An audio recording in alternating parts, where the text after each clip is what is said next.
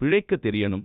சிரியுங்கள், சிந்தியுங்கள், அதிலும் சாமர்த்தியமாக பிழைக்க தெரியணும். ஒரு நாள் நாய் ஒன்று காட்டில் வழி தவறி சென்றுவிட்டு அப்பொழுது அங்கு சிங்கம் ஒன்று பசியோடு அலைவதை பார்த்த நாய் ஒரு நிமிடம் பதறி இன்றோடு நம் கதை முடிந்தது என்று எண்ணியது.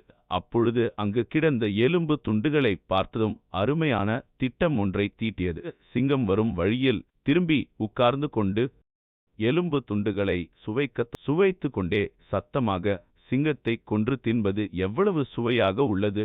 ஆனால் வயிறு நிறையவில்லை. இன்னொரு சிங்கம் கிடைத்தால் ஆஹா, வயிறு நிறைந்து விடும் என்று கூறியது. இதை கேட்ட சிங்கம், ஐயோ, இந்த நாய் சிங்கத்தை அல்லவா கொன்று தின்கிறது என்று நினைத்து பயந்து அங்கிருந்து ஓடிப்போனது.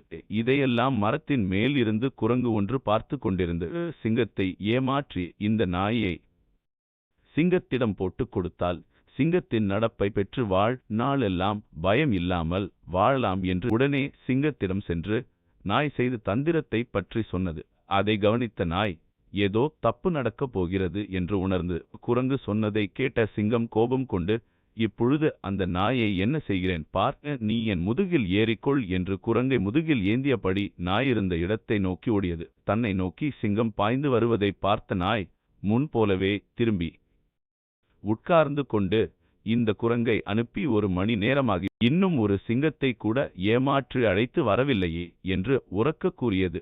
இதை கேட்டதும் சிங்கம் குரங்கை தூக்கி எறிந்துவிட்டு திரும்பிக் கூட பார்க்காமல் ஓடியே விட்டது. நாம் பணிபுரியும் இடத்தில் பல குரங்குகள் நம்மை சுற்றி இருக்கலாம். அவர்களை அடையாளம் காண முயற்சி செய்யுங்கள். கடுமையாக உழைப்பதை விட திறமையாக உழைக்க கற்றுக்கொள்ள வேண்டும்.